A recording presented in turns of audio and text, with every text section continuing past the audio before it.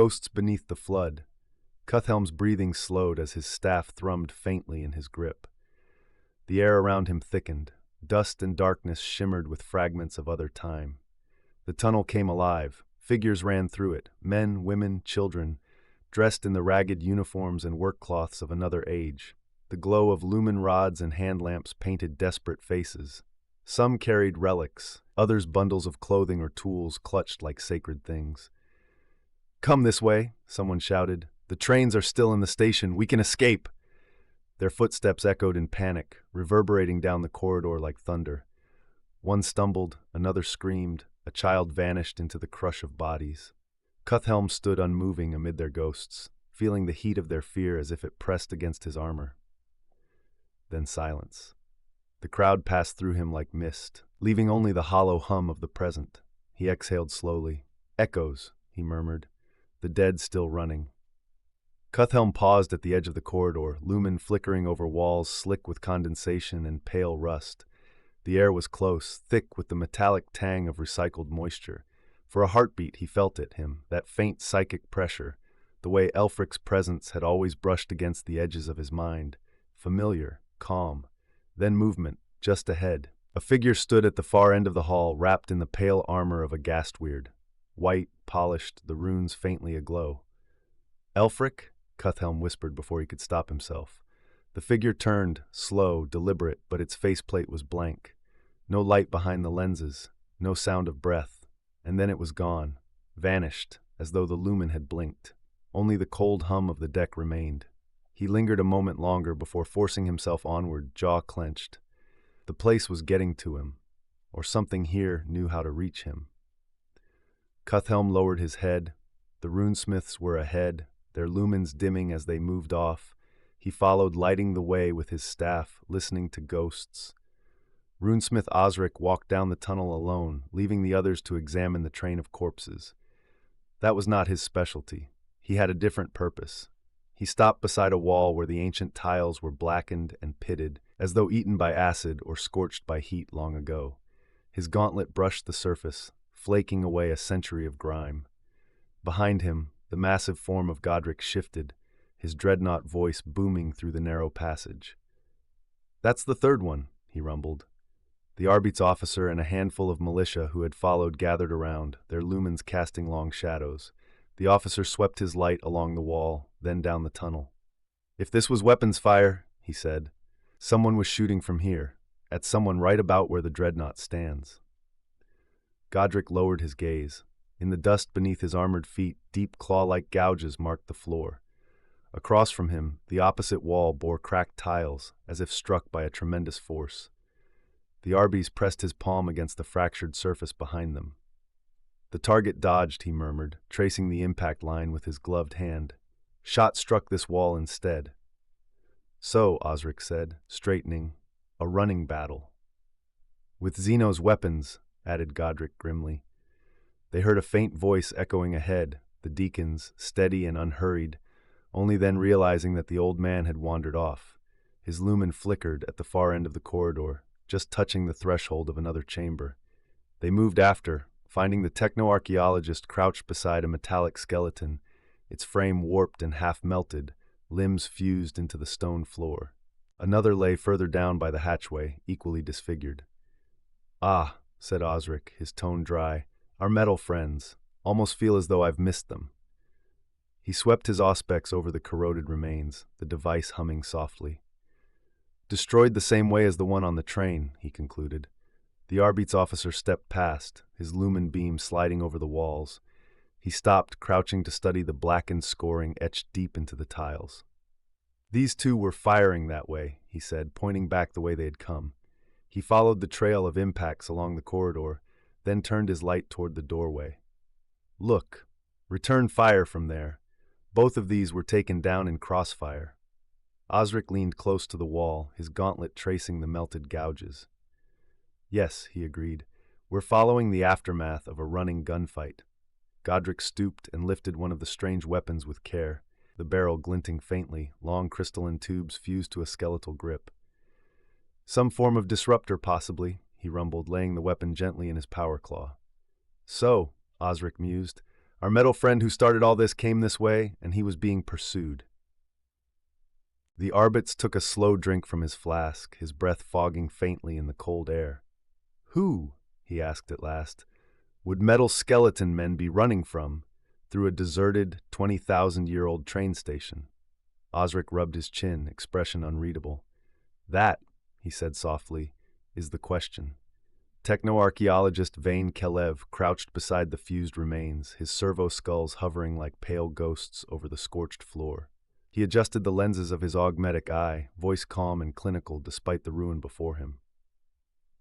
Both of these, bodies, he said, tapping one with a stylus, are of the same manufacture, followers of the so-called King of Iron.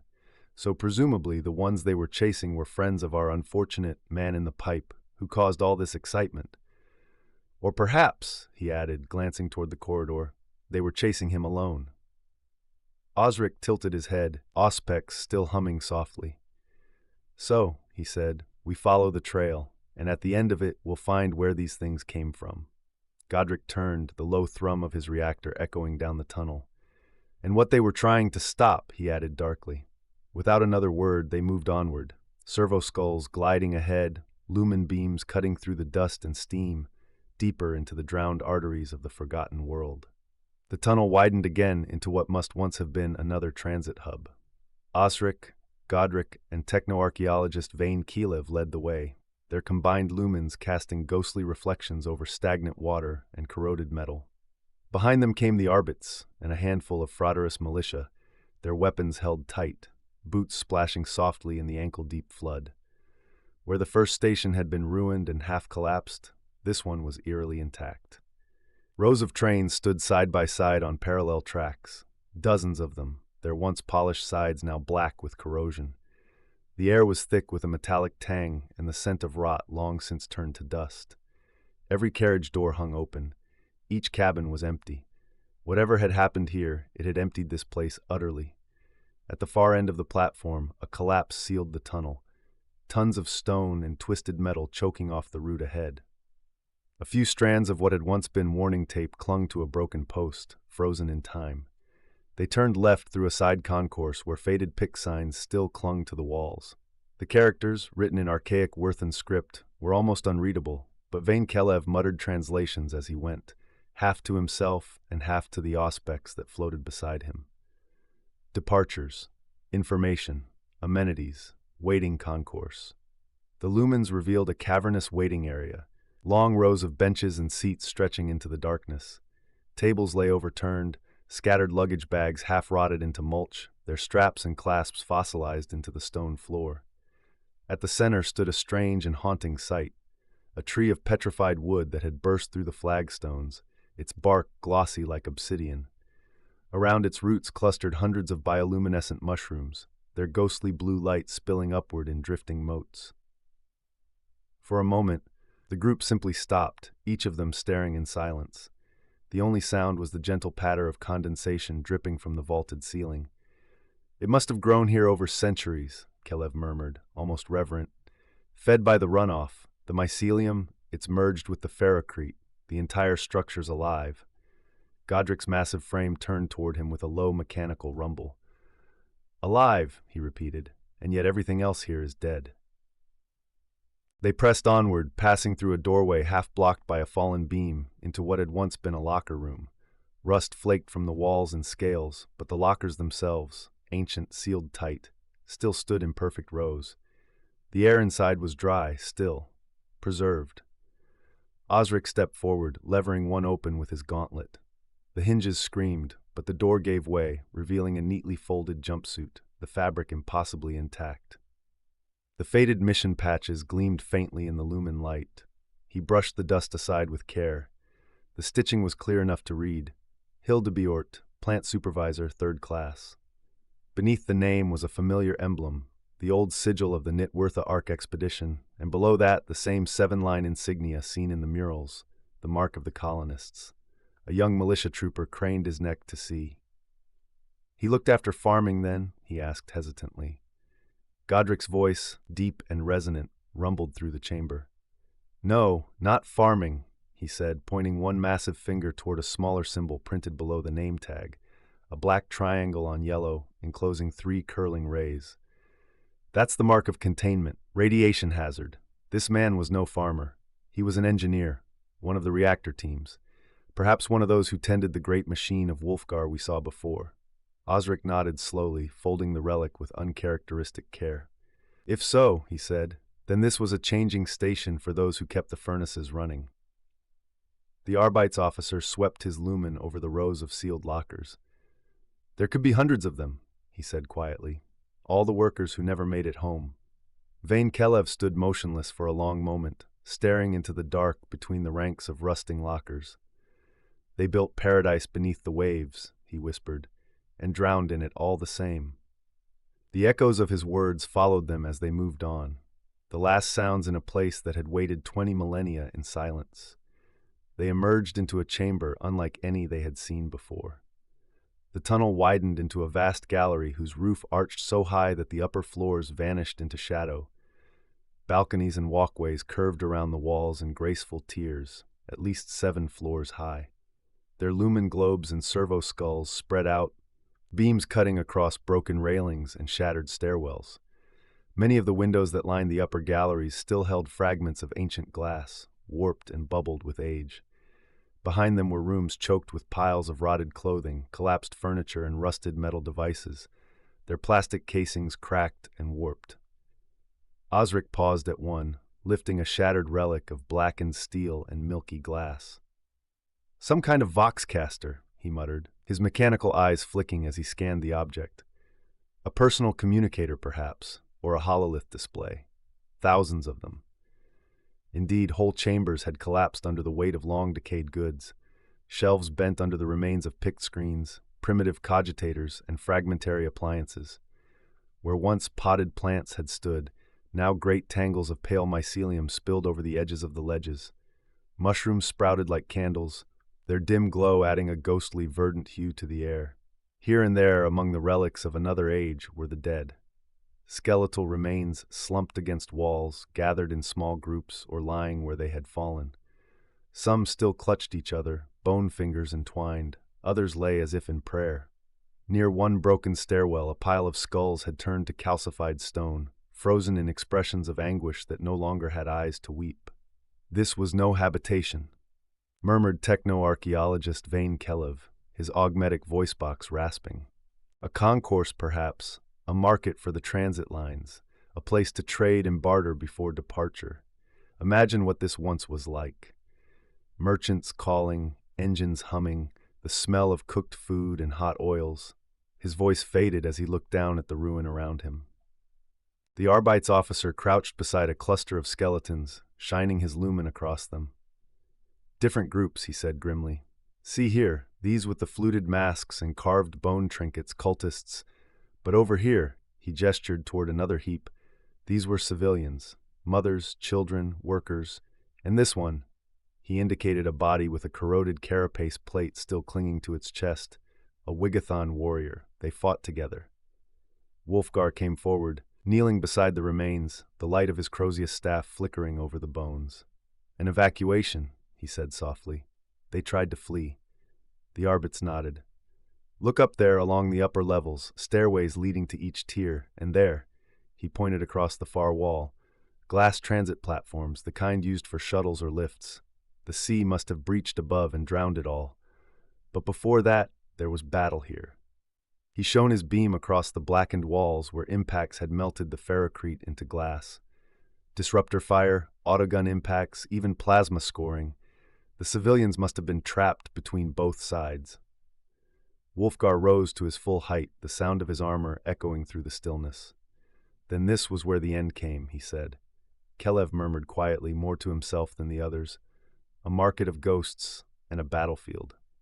Their servo skulls drifted higher, disappearing into the shadows above.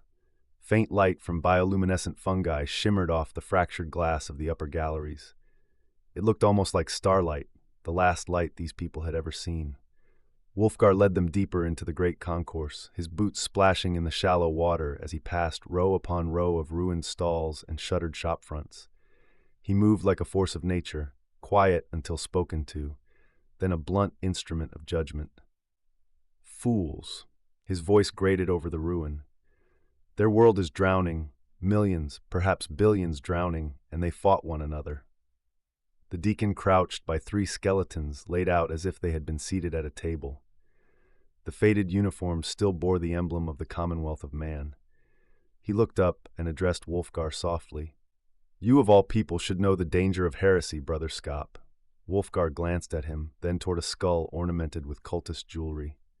He gave the bone a sharp kick. It spun across the flagstones and came to rest with a hollow clack. Osric watched, dry amusement in his voice. "You seem to be taking this badly, brother," he said, sweeping an arm over the scene. "This has nothing to do with us. It happened before the Dark Night, before the cybernetic wars, before the Emperor's light." Wolfgar drew a fragment of a banner from beneath the silt. Half its pole remained, the fabric brittle but whole. He shook it out, and the faded cloth snapped.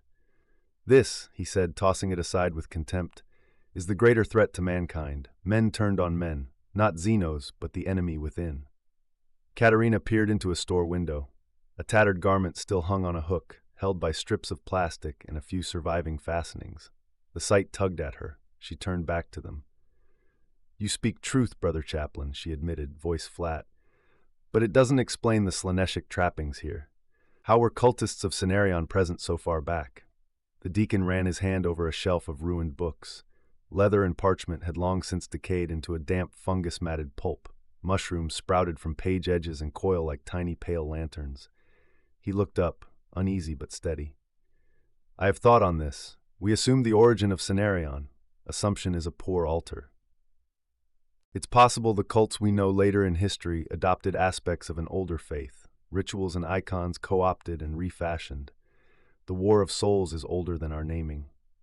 Cuthelm stepped forward, staff casting a thin pool of light. He pointed at an iron-stained scrawl on the far wall, rust-colored letters that had survived when paint had flaked away. Techno-archaeologist Vane Kelev read aloud, breathless. "Seohluftige eode, heodid, Seohluftige, beort batsen up, e gion hand, heoko midfirde to witzig this land." He translated slowly, the old tongue loosening under his practiced mouth. "And the lady did go, she did, and the lady, with banners aloft and steel in her hand, she marched on the tide to conquer the land." He stopped with a short, hollow laugh. "I know the song, that's only the first half." Tumbald set his bolter on his arm and finished the verse quietly, as if reciting an elegy more than a rhyme.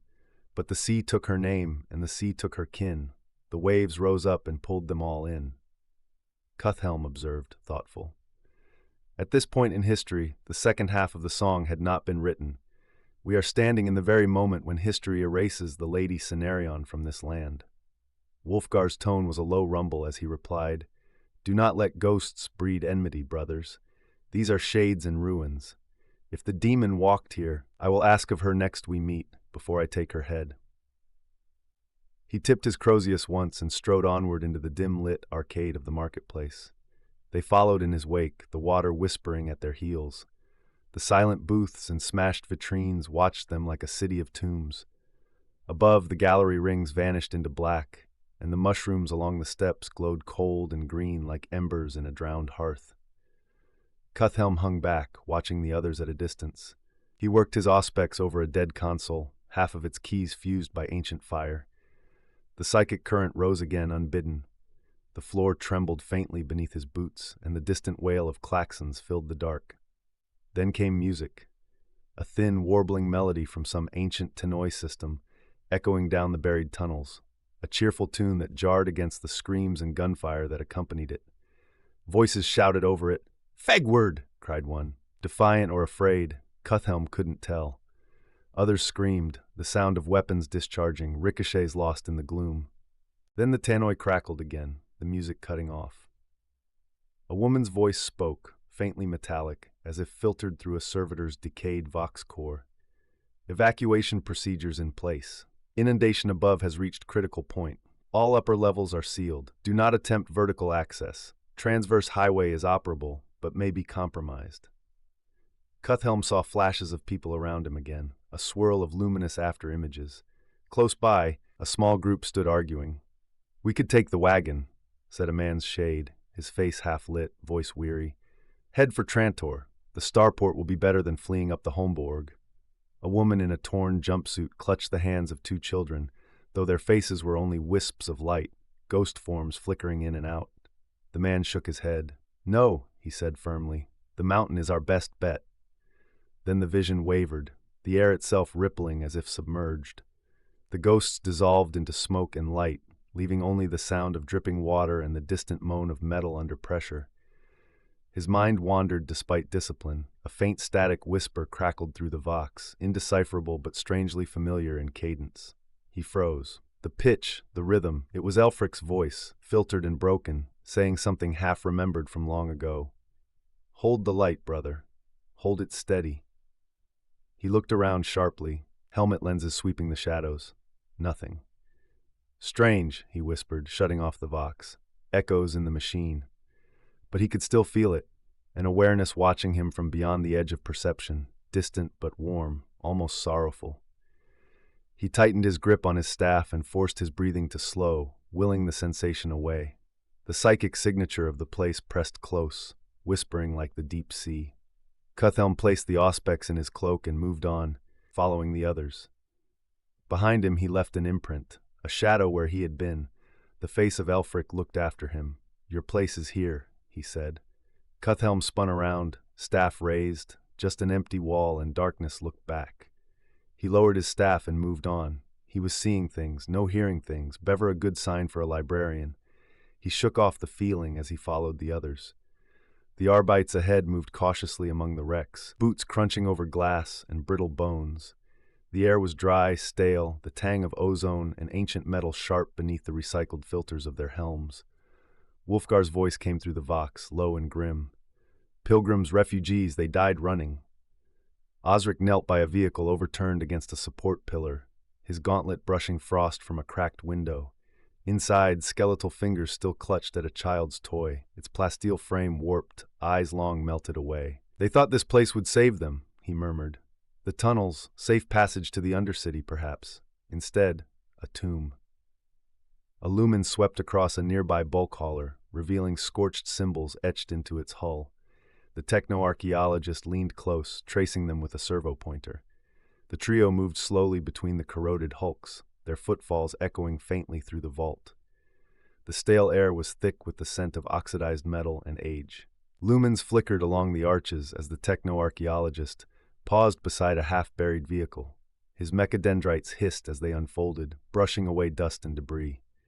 "This one," he rasped, lenses adjusting with a faint click-click as he studied the cracked hull. An early grav drive, crude field generator, surface grade.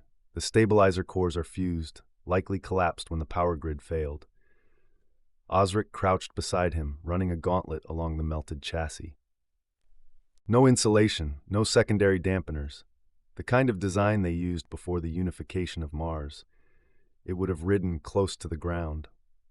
Godric turned to another wreck, its front torn open and the cabin scorched black.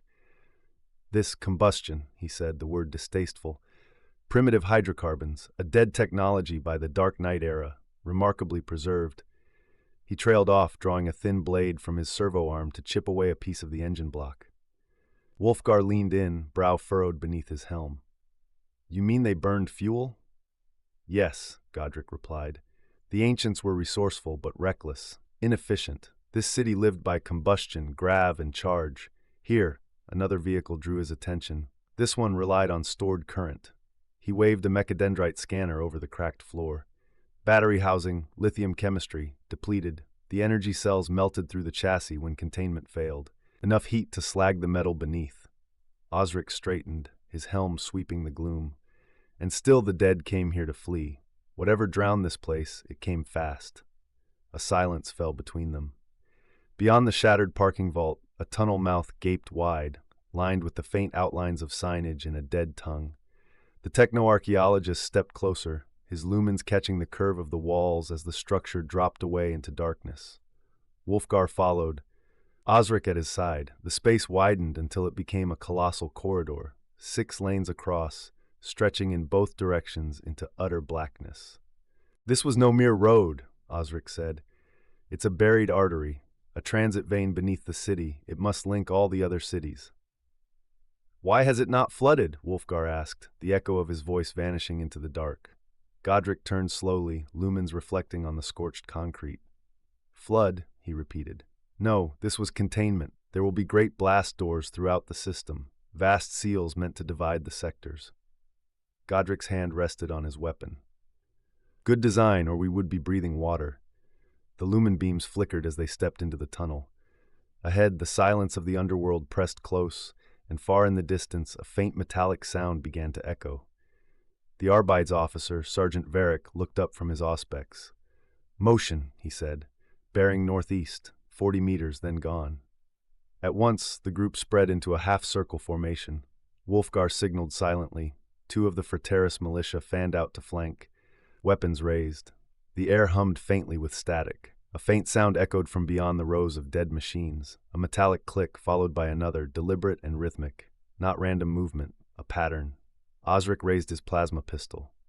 Identify yourself, he called, voice amplified by his helm. No response, only the slow scraping rhythm continuing somewhere deeper in the shadows. The Arbits advanced, lumen beams piercing the dark. Cuthelm moved up behind them, witchlight in his hand. Stay your weapons, he said. There is no presence here. The Arbite glanced to the Gastward, nodding to him. Their light fell upon a broken service hatch covered in some form of fabric. The endless gusts of air from the tunnel made it move back and forth gently. In the open doorway lay a blasted metal skeleton. Wolfgar crouched beside it. One of the Eroin King's machines, he said softly. We are on the correct path. Cuthum felt the fabric, jumping at ghosts, he said with a wry smile. Osric beside him sent off his servo skulls. This way, he said. Wolfgar rose to his full height, chain blade grating softly as it armed. Keep formation, he ordered. The 2 immense doors stood half open, their metal warped by pressure and time. Beyond lay a space half collapsed but navigable. The Arbites spread out in formation, lumens cutting across toppled plinths and the remains of scaffolding long turned to rust and oxide. This is different, murmured Katerina Malinovska, her breath misting in the cold air. See the walls. Those striations aren't natural. This entire place was carved by machine. Osric raised his helm lumen, sweeping it across the arched entry ahead. The surface gleamed faintly beneath layers of soot and mineral accretion. Faded markings, etched by hand, were still visible above the doorframe. Techno-archaeologist Vane Kelev approached, mechadendrites flickering to life as he leaned in to study the symbols. These inscriptions are from the Second Industrial Cycle, but the phrasing, yes, this appears to have been an archaeological dig site. His voice carried both fascination and unease. Osric gave a short, mirthless chuckle. Strange, isn't it? We're on an archaeological expedition, observing the people of the ancient past, who themselves were on an archaeological expedition. Katerina smirked, nudging his vambrace with the brim of her broad service hat. I wager things get more complicated after this, she said, then stepped through the breach. Beyond the doorway was a cylindrical chamber that dropped away steeply into the earth, its inner surface lined with ribbed plating that caught the light in dull metallic hues. Ah, said Kalev, his voice echoing faintly. This is merely a transverse way. The main structure lies beneath. He raised a servo lumen, and for a brief moment, the light revealed spiraling pathways descending into the depths, each lined with sealed doors and faded warning sigils in multiple scripts. This is a lift shaft that heads from the main building on the surface. The dig site will be below, Kelev finished, his tone a blend of awe and quiet delight. His servo limbs flexed, each one carrying a different array of scanners, photolenses and auspex nodes that whirred softly as they swept the walls. The lumen globes cast wavering light across smooth, curved metal. No seams, no welds.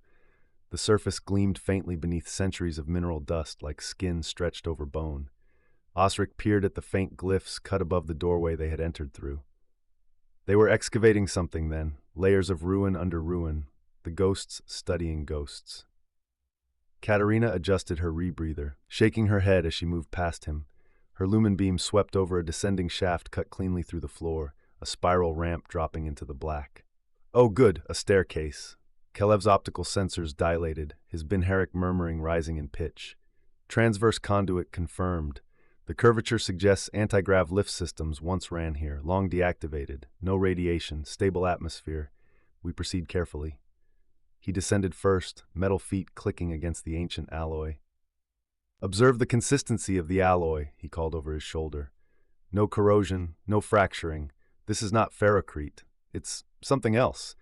I've only seen this composition once before on the Martian plains of Tharsis, pre-standard template derivatives. Meaning? Wolfgar asked, his voice low and wary. Kilev turned, his red optics burning faintly in the gloom, meaning that whoever built this was really good at building. They descended the stairs. Cuthhelm hung back, nodding to each as they passed. Finally alone, he listened with his mind. His staff pulsed again, a dull heartbeat of light crawling across its runes. When his eyes closed, the air seemed to thicken, and the world bent inward. The dark around him deepened, pressing close with whispers and shifting silhouettes. He felt them, so many presences, still echoing, still bound to this place by the weight of memory and ruin. They came not as single visions, but as layers, a time-lapse of eternity condensed into one haunted stretch of tunnel. At first, he saw miners, living men, their flood lamps bright and laughter still unbroken by despair. They worked a newly opened passage, chiseling away rock that had not seen light in 10,000 years. Dust filled the air like incense. Then came shouting, an alarm, the scrape of boots on steel, and one was carried back up the ramp. His armor fused to his flesh, his face melted into featureless ruin. The world flickered, time stuttered. Cuthhelm saw another shape, Wolfgar, but not as he was. His face was gone, a bare skull under broken helm. Behind him stood another, an Iron King's runesmith, his archaic armor marked with sigils of power now long forbidden. "Let sleeping ghosts lie," a voice thundered through the vision, reverberating from every wall, and then the image shattered like glass. A flicker of torchlight, the smell of oil and soil. Now two figures stumbled into being. Commonwealth miners again, this time weary and bloodied. Their suits were dented, their visors cracked, their movements slow from exhaustion. They supported each other as they climbed a narrow stair. At the landing, the runesmith awaited them. His shoulders hung low beneath the weight of his burden. "Is it done?" he asked, voice hollow. One of the miners, a woman with red hair braided tight and streaked with soot, removed her helmet, her breath misting in the stale air. "Don't worry, Osric, old friend," she said with a grin that defied the ruin around her. The psychomancer saw common purpose. The runesmith sagged, the light from his helm dimming. "Then we have doomed the colony." Her ghostly smile didn't falter. The wounded man she held sank down beside the wall, his armor scorched, chest heaving. She turned to Osric, voice soft, resolute. "Source for the feast, runesmith. If the Iron King's forces take the world above, all will be lost anyway. At least this way some may endure in the Holmbiorg. The necropolis will drown, Nitwirtha will stand." The pale apparition of Osric raised his sildathnidal, its edge glimmering faintly even in the memory. "My people thank you, heir," he said, "but we no longer have need of your presence." The wounded man stirred, his motion slow, deliberate. He drew a crystalline disruptor pistol and shifted it toward the woman. Removing his helmet revealed the same hollow visage Cuthhelm had seen before, bone white, devoid of flesh. "Our paths are entwined," he said, "for better or worse." Osric lowered his weapon. The woman's smile lingered as the vision bled away like light sinking into deep water. Then a new voice, hoarse, terrified, cut through the dissolving echoes. "The whole planet's going under. We run!" Cuthelm's mind followed them down collapsing corridors, the tremors of ancient catastrophe thrumming through his bones. He heard the screams, the sound of ruptured bulkheads, and the distant, endless roar of onrushing water. The vision tore itself apart, soundless, hollow, wet. Then nothing. Silence engulfed the librarian once more. Only the faint drip of condensation broke the stillness. He opened his eyes. The light of the lumen fell across a pool of stagnant water, black as oil. He crouched beside it, staff humming softly, and looked down. For an instant, the reflection shifted. Behind him stood the pale silhouette of a warrior in white armor, shoulder marked with Elfric's old sigil. No breath, no sound. He turned sharply, staff raised, but there was only darkness. When he looked back down, the reflection was his own. Weary lenses, the faint pulse of his staff casting shadows beneath his helm. He exhaled, a slow release of tension and grief. "If you're here, master," he murmured, "then guide me, or let me rest." The silence gave no answer, only the slow, rhythmic drip of water echoing through the vault, like a heartbeat trapped beneath the earth. Cuthhelm was about to move on, then stopped himself with a faint smile. "All right," he said quietly, staring into the black. "One vision keeps recurring, and that's not chance. Show yourself, you whelp, or leave me be." The darkness stirred. A pulse of blue light shimmered faintly through the corridor, outlining the dust and ancient stone. Cuthhelm nodded, unsurprised. Standing before him was his long-dead master, Elfric, the first Gastweird of the Void Revenants. His expression was as stern as ever. Cuthhelm raised an eyebrow. "Thought so. It's not time for games, master. You've something to say, then speak." Elfric's form sharpened from haze to definition, his presence filling the space as it once had in life. His voice came not as sound, but as air shaped by psychic force, a whisper woven from the warp itself. "I was told, when I was sent to this forsaken fishbowl, that my place was there," he said. His shade gave a shrug. "I never realized until too late that there was not the same as here." Cuthhelm frowned, uncertain of the meaning, though the instinctive tug of understanding was there beneath the surface. He sensed the vision's span was brief. Whatever bound his master to this plane strained to hold. "Be quick, Lord," he said. "The wraiths of the Revenants, their existence is born of the Worthen seer trait within our blood, mixed with the Librarius gene stock. It traps the soul between realms. Our dead do not cross the warp, they linger."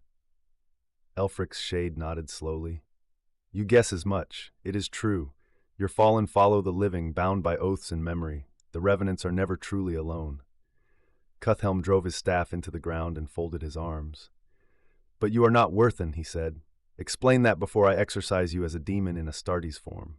There was no threat in his tone, only a grim kind of humor. The apparition's gauntlet closed around the Gastweird's staff. It passed through, half-corporeal, as he examined the weapon's runes with spectral curiosity.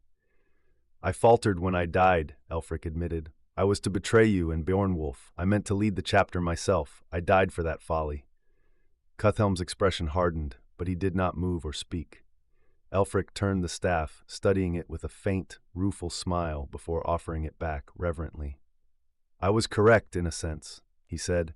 "I was meant to lead the Void Revenants, just not the living. My duty is to guide their shades, to give the dead of our chapter purpose." Understanding dawned in Cuthhelm's mind. As his master's fingers brushed the staff, he felt its psychic alignment shift, refined, cleaner, stronger than before. He inclined his head slightly. "So you lead the dead now," he said. "Why reveal yourself only now? You've had centuries to speak." Elfric's ghost straightened, his gaze distant. "Because the chapter stands at the edge of something vast. What awaits below is not for you alone to face." A faint smile touched his ruined features. "You will know when to call me. The wraiths still honor their oaths to the living." Cuthhelm opened his mouth to demand more, but the apparition dissolved. The faint smell of sulfur faded. Only the slow drip of water and the far-off murmur of the expedition remained. He was alone once more. "Well," he said, nodding to the dark. "That was interesting." He turned and began descending toward the lower galleries. Wulfgar stood sentinel by the stair, his black chaplain's armor drinking the lumen's light, his skull helm gleaming like a specter's mask. Cuthhelm nodded toward him. "You caught all that?" Wulfgar tapped the haft of his Crozius once. "So," he said, tone dry. "I always thought Ferrum Thaumaturgus a hot-headed fool. I liked him better as Elfric. Seems he's less sullen now that he's dead." Cuthhelm smirked faintly. "What do you think he meant about what we're to face?" Wulfgar inclined his helm toward the dark tunnel beyond. "Come and see, young Gastweird." Cuthhelm raised an eyebrow. "You know I'm almost 50, right?" The chaplain's laugh was low and hollow, echoing through the vaults. "Just a babe in arms." He replied, "Myself, I'm 10 times your age." Their voices faded into echoes as they descended into the dark. Osric's vox crackled. "At least it's not a sewer," he said cheerfully. At the base of the stairs lay a broad work area. Environment suits and mining gear were strewn across the floor, tables covered in long-dead lamps, half buried under artifacts of green stone. Small statues, metallic skulls, and twisted bones lay in ordered chaos. the remnants of a workshop once used by archaeologists of a forgotten age. Techno-archaeologist Vane Kelev moved among the debris, muttering to himself as he scanned and sorted through the relics. He lifted wax-stiffened parchments, chuckling despite the dust that rose around him. Osric and Godric prowled nearby, prodding at items that looked suspiciously like weapons. The Arbits stood watch beside the tables, their visors reflecting the dim light as they made sure the militia, whose sacks already bulged with trinkets, didn't add any of these Xenos items to their spoils. The deacon, standing near the center of the chamber, surveyed the room with a growing look of concern. He turned to the Inquisitor. "This is more than a simple find," he said. "This is a presence, a Xenos one." Katerina nodded, checking her pistol's power gauge. "I was thinking that myself," she said quietly. Wulfgar and Cuthelm descended from the upper passage, their armor shadows against the lumen glare. They reached the far end where Toonbald and his second company stood guard. The Marines formed a line before an arched doorway where rough-cut stone had given way to walls of crafted material, green stone laced with veins of metal that caught the light like brass and copper. Faint light shimmered at the far end, a subtle, pulsating green. Wulfgar inclined his head forward. "Let's see what your ancestors dug their way into," he said, his tone low, and what our late-departed librarian was so concerned about. A soft hum filled the corridor, a shimmer of light, barely visible yet undeniable. A thin, translucent veil of force hung across the archway. Osric stepped closer, scanning with his auspex. "Energy barrier," he said. 8 feet thick at least. He shrugged. "I'd recommend a team in full seals. We've no idea what it could do to our physiology." The deacon scoffed, stepping forward. "Oh, Osric, if the ancients pass through, what's to harm us?" Katerina frowned sharply. "An energy barrier could melt you," she said, "or shunt you into the warp. We have no idea what kind of technology this is." The deacon glanced at his militia. They looked back at him, uneasy. He gave a small shrug. "Where the Emperor's light shines, there is no fear for man," he said, and strode forward. The field rippled as he passed through. His outline wavered. For a heartbeat, his body stretched and bent like glass under pressure. Then he was gone. The militia fell to their knees in prayer. On the far side, the deacon turned, looking back through the field. "Well," he said calmly, "are you coming?" Wulfgar exchanged a glance with Osric, who looked to Cuthelm. The librarian shrugged. "I detect nothing hostile," he said, stepping through. Instantly the sound changed. The air stilled, heavy and pressurized. Water on the floor no longer rippled. The hum of machinery became distant, muffled. Cuthelm keyed his vox. "We've passed a pressure seal," he reported. "Feels like a void field bulkhead, fortress grade." Toonbald and the others followed, weapons ready. Then the tunnel widened and simply ended. A vast opening stretched before them. They stood on the lip of a shattered wall overlooking a colossal cavern, its size beyond comprehension. Their lumens fell into mist and were swallowed by distance. The air was warm, heavy with a faint phosphorescent haze. Below, a half-flooded plain of stone spread out like a drowned city. Causeways cut through the shallows. Monoliths and obelisks jutted upward like the teeth of a dead god. The walls were hewn from cyclopean blocks of black stone, each one etched with glowing glyphs that pulsed with sickly green light. Columns thicker than Hab towers supported a ceiling lost in the dark. Between them, massive crystalline pylons shimmered beneath trickling water, casting fractured reflections across the surface below. Across the cavern stretched structures, pyramids, platforms, plinths, all carved with impossible precision. The symmetry was alien, its geometry wrong to human eyes. Fungal growths crept along the causeways, their soft light echoing the hue of the ancient glyphs. For a long time, no one spoke. Even the air seemed to pause in reverence. Then Osric gave a low whistle. "Well," he said, his voice echoed faintly. "Which one of us is going to tell Wulfgar he built his chapter on top of a Xenos city?" Wulfgar stepped to the edge, his skull helm turning slowly as he took in the sight. "I can see," he said at last, "why Elfric was so concerned." Osric turned sharply. "Elfric?" Cuthelm leaned on his staff, gazing down at the drowned necropolis. "It's a long story," he said.